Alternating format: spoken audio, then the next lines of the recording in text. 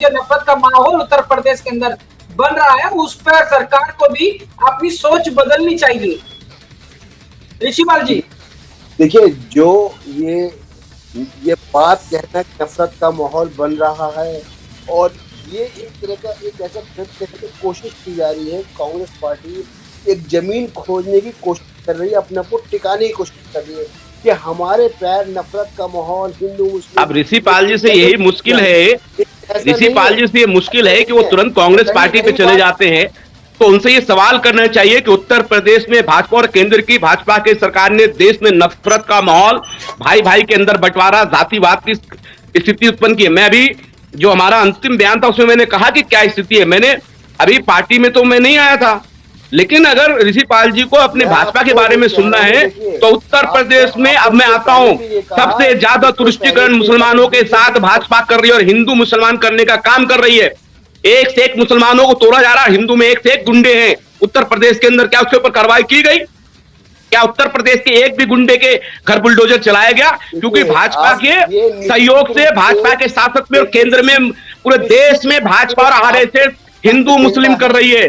नहीं ऋषिपाल जी, आप सुन लीजिए, आप हिंदू मुस्लिम करने का काम कर रही है, जिसमें भाजपा बलात्कारी, आतंकवादी, गुंडे और पाकिस्तान के साथ भाजपा के और आरएसएस के कार्यकर्ता पकड़े गए हैं गोपनीय सूचना देते हुए। उसके ऊपर भाजपा ने क्या कार्रवाई करी? आरएसएस और बजरंग दल, विश्व हिंदू परिषद देश में क्या कर रही है? पूरे उत्तर प्रदेश को नफरत के माहौल में और हिंसा के माहौल में झोंक चुकी है, देश को छोड़ चुकी है। और मुसलमानों के साथ जिस तरह से भाजपा दुर्व्यवहार कर रही है, एक पक्ष कार्रवाई कर रही है, चाहे नूह के अंदर हो, बजरंगी के साथ क्या हुआ, उसके साथ क्यों नहीं कार्रवाई करे? जो भाजपा के इशारे पे नूह और मेवात में दंगे फैलाए गए, उसके ऊपर कार्रवाई क्यों नहीं करी? ये कहीं ना कहीं जो महिला टीचर है वो भाजपा और आरएसएस की प्रचारक है और उसके द्वारा प्रेरित है, जिसके कारण इस तरह का कांड हुआ। मुसलमानों के साथ भाजपा और मुख्यमंत्री इस तरह के जो कांड कर रहे हैं, सीधा का सीधा मुख्यमंत्री और केंद्र की सरकार के तमाम मंत्री उत्तरदायी हैं, जिनके ऊपर कार्रवाई होनी चाहिए, और स्थानीय विधायक और सांसद। बिल्कुल बिल्कुल बिल्कुल, आपने सही कहा। और मैं चाहता हूँ आप इस बात को खूब चिल्ला कर जो है उत्तर प्रदेश में इस बात को कहें कि भाजपा जो है वो हिंदूवादी पार्टी है। बहुत चिल्ला के, बल्कि जितने बीजेपी के जो प्रचारक हैं, आरएसएस के प्रचारक हैं, वो ना कह पाए। पूरी जितनी कांग्रेस पार्टी खूब चिल्ला के इस बात को, ना केवल उत्तर प्रदेश में बल्कि पूरे हमारे हिंदुस्तान में वो चिल्ला कहे कि भाजपा जो है वो हिंदूवादी पार्टी है। आपके कहने देने से, आपके विचार देने से ऐसा नहीं है। जो राष्ट्रीय स्तर पर देखा जाएगा, राष्ट्रीय स्तर पे आज भी जो भारतीय जनता पार्टी है और मुख्यमंत्री जो योगी जी हैं, उनकी, जैसे मैंने आप आज से पहले बताया, आज भी आपके उत्तर प्रदेश के मुख्यमंत्री का बैकग्राउंड क्या है? उत्तर प्रदेश के मुख्यमंत्री का बैकग्राउंड क्या है? मुख्यमंत्री बनते पहले अपने ऊपर तमाम अपराध दर्ज कराते हैं, देश के पहले मुख्यमंत्री हैं। अपने मंत्री और अपने ऊपर लिखे गए कानूनी अपराध को विधानसभा से पास कराते हैं। तो मुख्यमंत्री का इतिहास और मुख्यमंत्री का बैकग्राउंड क्या है? पर ये तो सोचिए, उसमें जो मंत्री है उनका बैकग्राउंड क्या है? और कांग्रेस पार्टी नहीं, पूरा इंडिया अलायंस कह रही है कि भाजपा के इशारे पे देश में नफरत फैलाया जा रहा है, हिंदू मुस्लिम तुष्टीकरण किया जा रहा है। ये हमारी अलायंस की बातें हैं। और कांग्रेस ये कहती है कि भाजपा सांप्रदायिकता का और दंगे फैलाने वाली पार्टी है, भाजपा तुष्टीकरण की पार्टी है, भाजपा देश में आग लगाने वाली पार्टी है, भाजपा देश में दंगे फैलाने वाली पार्टी है। भाजपा के तमाम राष्ट्रीय नेता दंगों में, बलात्कार में, गुंडेगिरी में, कब्जे में लिप्त हैं। भाजपा की जो वॉशिंग मशीन में एक से एक गुंडे और बलात्कारी आए, भाजपा परिवारवाद की बात करती है। तमाम ऐसे लोगों को भाजपा देश को तोड़ने का काम करता है, देश में एक नहीं होने देता है। 40 आ गए, तभी तो 4 से 40 पे आ गए, अब 40 से 4 पे आ जाएंगे। देखिए, ये आपका मुगालता है, ये आपका मुगालता है, ये भाजपा की सोच है। इसलिए एक अकेले को 38 पार्टियों को, 36 लोगों को इकट्ठा, 38 पार्टियों को इकट्ठा करना पड़ा है। आज हालात भाजपा की खराब है कि 38 पार्टियों को आपको लेकर चलना पड़ रहा है। 38 पार्टियों में दंगाई, बलात्कारी, गुंडे, भ्रष्टाचारियों को लेके आप चल रहे हैं। तो ये आपके लिए डर है, आपके अंदर नफरत है, आपको दिक्कत है, इसलिए भाजपा के लोग इस 38 पार्टियों के साथ जा रहे हैं। और इंडिया मोहब्बत की बात करती है, भाईचारे की बात करती है, सांप्रदायिकता की बात नहीं करती है, तोड़ने की बात नहीं करती, देश को जोड़ने की बात करती है। कांग्रेस का संविधान, कांग्रेस ने बलिदान दिया देश को एकजुट करने के लिए। भाजपा के एक नेता ने देश के बलिदान के लिए, देश के संग जोड़ने के लिए आगे आए हो तो बता दीजिए। तमाम नेता आपके जेल में जा रहे हैं। कांग्रेस के कौन से नेता ने क्या बलिदान दिया? अच्छा जी आप ये बता दीजिए, कांग्रेस के कौन से नेता ने क्या बलिदान दे दिया? अरे आप भाजपा के एक नेता, आरएसएस के एक नेता बना, आप भाजपा और आरएसएस के एक नेता बता दीजिए कि देश के बलिदान, एकता, सांप्रदायिक देश जोड़ने के लिए आए हो। आप भाजपा के बताइए एक नेता, भाजपा के एक नेता बताइए, ऋषिपाल जी भाजपा के एक नेता बताइए जिन्होंने बलिदान दिया हो देश को जोड़ने के लिए। आपने राम मंदिर पे हड़प ना किया, आपने देश को तोड़ने का काम किया। मणिपुर में आज भी प्रधानमंत्री न जा रहे हैं, न गृह मंत्री जवाब दे रहे हैं, न नू पे जवाब दे रहे हैं, न नू के मुख्यमंत्री को तर्क कर रहे हैं। उत्तर प्रदेश की जो हालात हुई पूरे देश में, भाजपा के एक नेता बताइए, आप एक भाजपा के नेता बताइए, आप ऋषिपाल जी एक भाजपा के नेता, एक आरएसएस के नेता बताइए देश को जोड़ने के लिए काम किया हो, देश के लिए बलिदान दिया हो और इस विश्वास को जीता। आपने देखिए, आपने वोट बैंकिंग में जो किया है वो आपको 24 में जवाब करारा मिलेगा। आपके राज्य से बजरंगबली के गदा से कर्नाटक आप हारे, आगे भी आप हारेंगे। आपने जवाब ही नहीं दिया। आने वाला विधानसभा के लिए आप बताइए ना, आप भाजपा के नेता को बताएं। ऋषिपाल जी आप एक भाजपा के आरएसएस के नेता को आप बगले क्यों झांकते हैं? आप बगले नहीं झांकी, आप भाजपा के एक नेता बताइए देश की एकता के लिए बलिदान दिया हो, आरएसएस के लिए दिया हो। मैं अपने पेरेंट्स को रोकना चाहूंगा। और आखिरी देखिए, मैंने मुद्दे, रफी भाई मैंने मुद्दे को डाइवर्ट नहीं किया, डाइवर्ट ऋषिपाल जी कर रहे हैं। यहाँ पे कांग्रेस की सरकार, कांग्रेस की वोट पे नहीं, तो ऋषिपाल जी ने डाइवर्ट किया, मैं डाइवर्ट नहीं कर रहा हूँ, मैंने डाइवर्ट नहीं किया। इशू जो है ऋषिपाल जी ने किया है, तो एक आरएसएस भाजपा के नेता बता दें वो। रफी भाई मैं मुद्दे पे था, मैं मुद्दे पे अपनी बात रखा।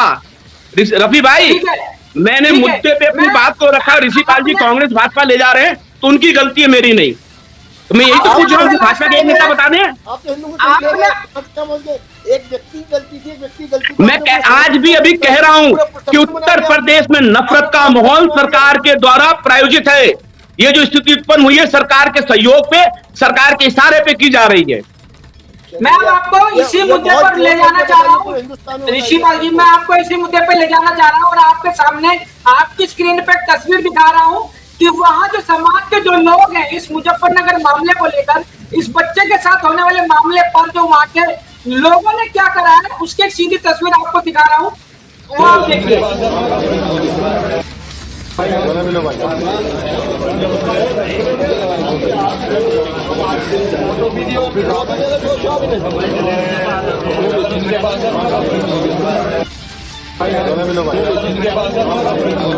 ये जो तस्वीर आप देख रहे हैं ये वही तस्वीरें हैं जो मुजफ्फरनगर के स्कूल के अंदर एक मुस्लिम बच्चे को एक दूसरे बच्चे ने गाल को थप्पड़ मारा था। इस मामले को लेकर मुजफ्फरनगर उत्तर प्रदेश के जो किसान है, किसान संगठन आए निकलकर और उन्होंने ये गले लगाया। देखिए सच ये है सामने, सच ये है जो आप तो स्वीकार तो कीजिए, स्वीकार तो कीजिए कि वहाँ के विधायक, सांसद और उनका क्या हाल है। वहाँ के विधायक और सांसद कौन है, उन्होंने क्या किया मुजफ्फरनगर के अंदर। वहाँ की देखिए, वो बच्चा, एक बच्चा जब जोर से थप्पड़ नहीं मार रहा था, टीचर क्या कह रही थी, जोर से मार, कमर में मार। तो ये सोच बताइए, उस बच्चों में प्यार है, वो बच्चे एक है, उनके परिवार एक है, लेकिन जो उनके जो टीचर्स है, वहाँ के सांसद और विधायक की सोच क्या है। ये जो अभी ऋषिपाल जी पलट जाते हैं तुरंत, तो ऋषिपाल जी को ये भी बताना चाहिए कि वहाँ जनता एक है, हिंदू मुस्लिम भाई हैं, चाहे वो किसान संगठन हो, मजदूर संगठन हो, आम जनता हो, लेकिन वहाँ के विधायक, सांसद और टीचर की क्या सोच थी। टीचर की आपने आवाज सुनी, जोर से मार, कमर पे मार, ये क्या मतलब है। तो ऋषिपाल जी का मुश्किल ये है कि अपने बदलते तुरंत है। ठीक है अमजद भाई, जिस तरह से आप लगातार हमला हो रहे हैं उस टीचर के लिए, मैं आपको उस टीचर का भी बयान अभी आपको सुनाऊंगा कि आखिर उस टीचर ने ऐसा क्यों किया था और उसके पीछे जो उसकी जो मंशा थी वो क्या थी। लेकिन उससे पहले मैं थानेश्वर भाई के पास जाना चाहूंगा, थानेश्वर भाई अपना पक्ष रखेंगे, उसके बाद में टीचर का भी वो बयान आपको सुनाना चाहूंगा। थानेश्वर जी देखिए, सबसे पहले तो मैं ऋषिपाल जी से यही जानना चाह रहा हूं कि उन्होंने बड़े आसानी से हंसते हुए कहते कि सच्चाई ये है। असल में ये सच्चाई है, बात सही है। और ये सच्चाई क्या है कि सरकार जो चाहती थी वो फेल हो गया। असल में सच्चाई सरकार चाहती थी वहां मुजफ्फरनगर कांड, दो दंगे हैं, दोबारा से दोहराए जाए, चुनाव की कांड जो है और राजनीतिक वोट बैंक बने। लेकिन जनता वहां जागरूक हो चुकी है, वो जनता समझ चुकी है कि रणनीति क्या है बीजेपी की, उसको कैसे फेल करना है, ये नफरत को, भावना को कैसे प्रेम में बदलना है, वो जनता ने वहां करके दिखाया हुआ है। ये एक प्रकार से फेलियर है। दूसरी बात जो है वकील साहब एक सेकंड आपका लूंगा मैं, आप सुन लीजिए, मैं आपकी बात को ऊपर कर रहा हूँ। आपने ये बोला कि टीचर के खिलाफ एक्शन होना चाहिए या सरकार वहां पे अच्छी चल रही है। मुझे आप 2-3 सवाल का जवाब दे दीजिए। एक टीचर को आप कह सकते थे कि मानसिकता हो सकती है, लेकिन अभी आपके सामने क्लियर हुआ है एक टीचर नहीं या 2 टीचर हैं, एक वीडियो बना रही है, दूसरी पिटवा रही है, तो ये टीचरों का पूरा समूह है जो उस स्कूल की मानसिकता है। पहली बात। दूसरी बात, तो अभी क्या मतलब अभी आप कह रहे हो स्कूल की मान्यता नहीं है, अगर उसकी मान्यता नहीं है तो ये सरकार का फेलियर नहीं है कि बिना मान्यता के स्कूल चल रहा है। शिक्षा विभाग की जान का नाक के नीचे कोई स्कूल चल रहा है जहां इस तरह की भावनाओं को पनपा जा रहा है, तो ये क्या प्रशासनिक विफलता नहीं है? ये सरकार की विफलता नहीं है? आप इसको नहीं मानोगे? क्या केवल उस टीचर पे ही एक्शन होना चाहिए? क्या उस शिक्षा विभाग पे या उस जिम्मेदार अधिकारी पे एक्शन नहीं होना चाहिए जो स्कूल को चलाने के लिए चलवाने के लिए जिम्मेदार हैं? चाहे वहां प्रशासन हो, पुलिस प्रशासन हो, चाहे वहां शिक्षा विभाग हो, चाहे डीएम हो, जिन्होंने के नीचे वहां पे इस तरह के स्कूल चल रहे हैं, बिना मान्यता के चल रहे हैं, क्या उनपे एक्शन नहीं होना चाहिए? तो एक्शन केवल यहाँ नहीं होना चाहिए। और ये बात सही है कि अगर ये किसी और धर्म की मामला होती तो अब तक बिल्डोजर चल चुका होता, अब तक इसमें कार्रवाई हो चुकी होती, लेकिन यहाँ कार्रवाई अभी नहीं होगी, यहाँ बिल्डोजर नहीं चलेगा।